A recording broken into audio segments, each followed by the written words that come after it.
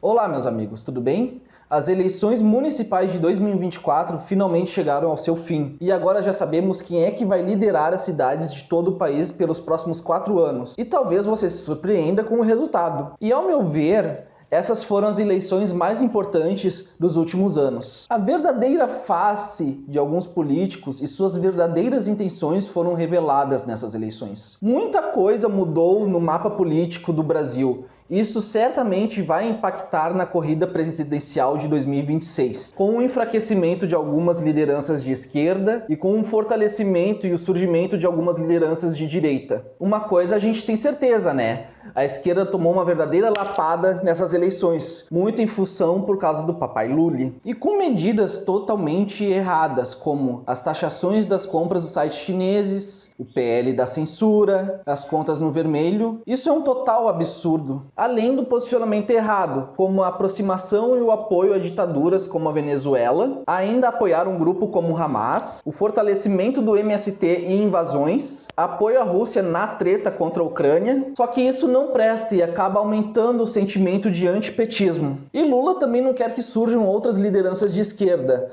Um exemplo disso foi o pouquíssimo apoio que ele deu a Boulos e a Marta em São Paulo. Nesse caso, eu tenho até minhas dúvidas se isso realmente chegou a prejudicar o Boulos, porque a imagem do titio Lula tá bem arranhada, né? E desde 2016, o pós-impeachment da Dilma, a esquerda começou a encolher muito. Isso ficou muito evidente em 2018 após a eleição de Bolsonaro. E para 2026 a gente tem uma direita que está muito forte. Só que o Centrão, ele tá de olho nisso. E eles têm um plano de dividir a direita. E no discurso de vitória do Ricardo Nunes, ficou bem claro que quem vai liderar a direita, nesse caso, será o Tarcísio. E um dos que estavam junto no palanque era o Kassab, líder do PSD, que é muito próximo da turma do STF e seus conchavos. E é justamente essa turma do STF que julga a inegibilidade do Bolsonaro.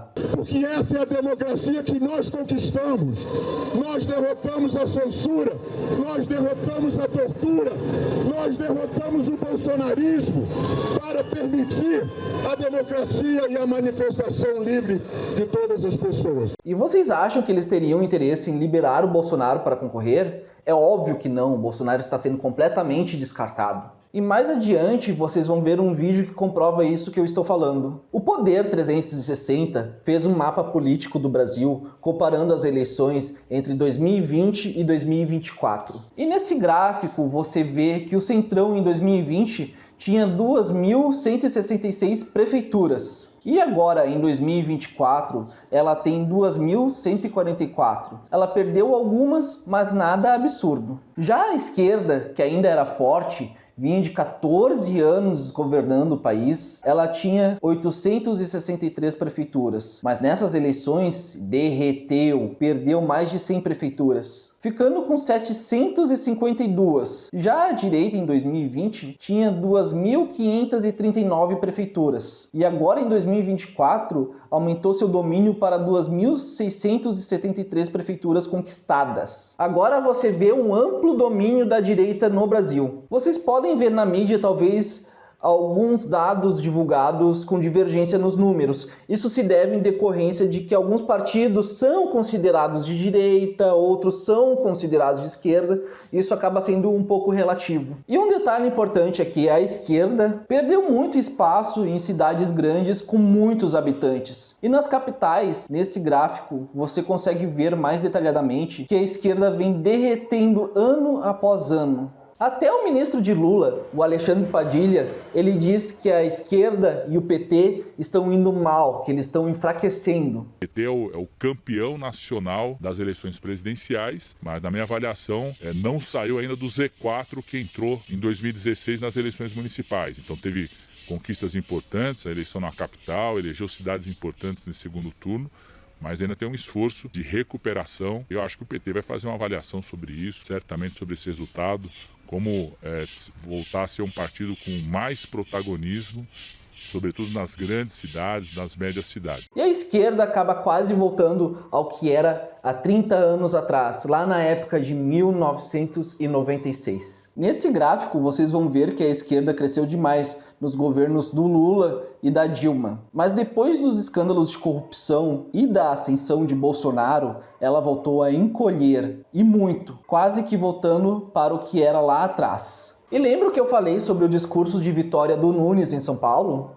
Pois é, e adivinha quem estava no palanque junto? E as coisas que foram ditas. Deixo aqui meu agradecimento à minha família e à Regina, que esteve sempre ao meu lado em todos os momentos da minha vida e sofreu enormes maldades nessa campanha. E agradeço ao líder maior, sem o qual esta vitória não seria possível. O meu amigo que me deu a mão na hora mais difícil, governador Tarcísio de Freitas.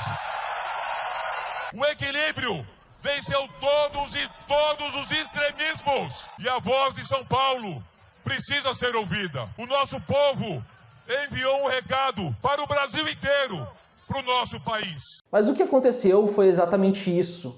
O Nunes acabou ganhando exatamente pela rejeição do Boulos, não foi nem um pouco por mérito seu, ou por ser um grande gestor, ou por ser um grande prefeito, nada disso. E então, por que o Bolsonaro não subiu junto com o Nunes no palanque, ou até mesmo um de seus filhos? Isso é porque eles querem colocar o Tarcísio como a nova liderança da direita. E querem descolar a imagem de Tarcísio de Bolsonaro, para que seja ele que vai enfrentar Lula em 2026, descartando totalmente Bolsonaro, jogando no limbo. Mas essa foi mais uma opinião. Se você concorda ou não, deixa aí nos comentários, dá um like, se inscreve no canal e até mais!